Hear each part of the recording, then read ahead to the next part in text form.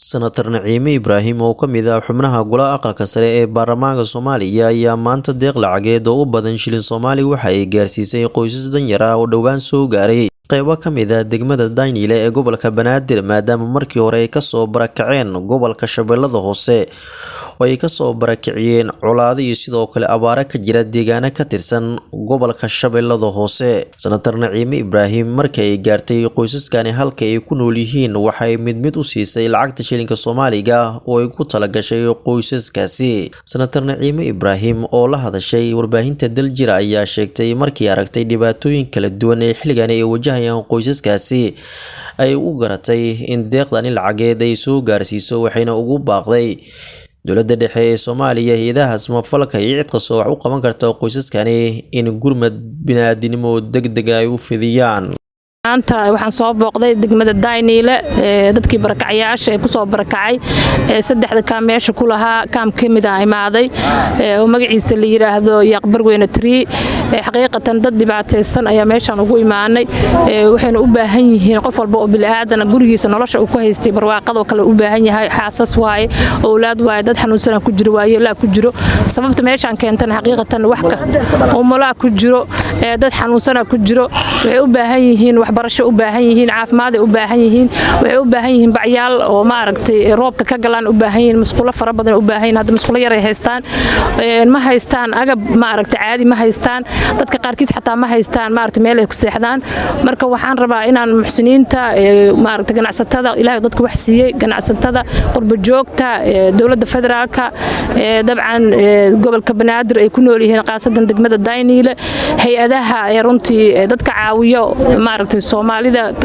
hay'adaha caalamiga dadka caawiyo hay'adaha Soomaalida qof walba waxaan ka codsanayaa in dadkan u soo gargaaraan runtii waxaan arkay wax la fiirin kara ma ahan Ilaahay subxaanahu wa ta'aala ay ku dhacday qadartiisa haddana Ilaahay waxa ugu baray inuu culeyskan ka qaado waxayna ka soo qaxeen weyn Yaqbar Weyne iyo Leega iyo waxay ka soo qaxeen Baladu Amiin iyo waxay uga soo qaxeen waxay ahayd dhibaatadii ka soo gaartay ma aragtay xoolahoodii laga qaatay laga soo barakiciyay dhibaatadii dadku dhintay dadku dhaawacmeen dhibaatadii wali nolol yihiin Ramadaankii ku dhameysteen ka hor ay imaadeen ilaa hadda 3 bilood iyo bar meeshan ay degan yihiin marka waxaan ka codsanayaa qof walba oo muslina maanta oo jaanis u heli karo inuu sadaqa ku baxsado ha noqoto caafimaadkii waxbarashada uu ma aragtay ku caawin karo qofkii ku caawin karo ma aragtay dawo qof walba wuxuu ku caawin karo inuu ku caawiyo ka codsanayaa Ilaahayna iyaga waxa ugu baryaa subxaanahu wa ta'aala inuu culeyska ka qaado qaar ka mid ah qoysaskii ka faa'iideystay deeqdan lacageed ayaa la hadlay warbaahinta Daljir soo dhaweysay oo lacagna siisay anigu degmada Burweyne ka soo barakacna tadayna waa la gubi waxaan ku sheegay haddana waana la soo dhaweeyo adiga wal xanarsiya sanadkan ka hor wax ma heli jiraa bari hadda wal xanarsi ay la loo boqol lacagana dhisi waa ku mahad celinayna boqol kunaan helay mahad Allah idin soo gaarsiin walaalahayn daahan ku mahadina walaalahayn aan dhisi mahad Allah gargaarkii ugu riime gargaarkii ugu horeeyay maanta waxa liisii boqol Soomaali oo dabada ka xiran wixii ka dambeeyay Allah leedahay iyo ninkii intaas nasi qoysaskani deeqda lacageed la gaarsiiyay ayaa tiradooda waxay gaaraysaa 300 oo qoys oo ka soo barakacay gobolka Shabeellada Hoose iyagoo tilmaamay in deeqdii ugu horeysay maanta la soo gaarsiiyay Cabdiraxmaan Waabir warbaahinta Daljir Muqdisho kusoo dhawow macmiil naqshada cusub ee application-ka Waafi oo lagu sameeyay dib habeyn aad u ballaaran haddaba si aad u isticmaashid una dirtid lacag ama ugala baxdid akoonkaaga bangiga Salaam ugu horreyn soo fur application-ka Waafi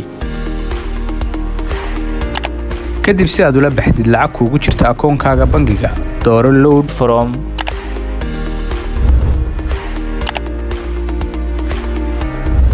kadibna geli xaddiga lacagta aad la baxaysid nambar sireedka akoonkaaga iyo faahfaahinta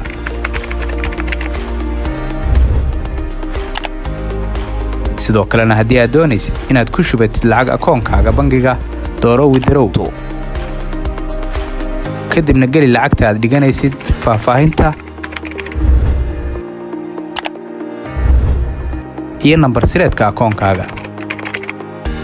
Kadibna dooro confirm si aad u dhigatid lacagta akoonkaaga. sidoo kale waxaad lacagtaada ka diri kartaa wallet oo ah sahalkaaga ama akoon oo ah akoonkaaga Salaam Bank account to account adigoo gujinaya Sandi. kadibna dooro kaaftoon. taabo add beneficiary si aad u soo gelisid nambarka akoonka aad lacagta u diraysid.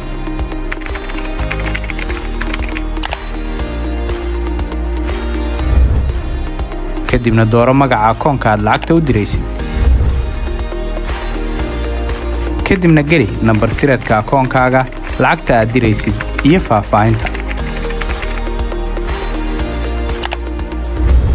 ugu dambaynna taabo confirm si aad lacagta u dirtid. waafi ka dhiga saaxiibkaaga mar walba kula jooga, kalena soo deg Play Store-ka ama App Store-ka moobilkaaga.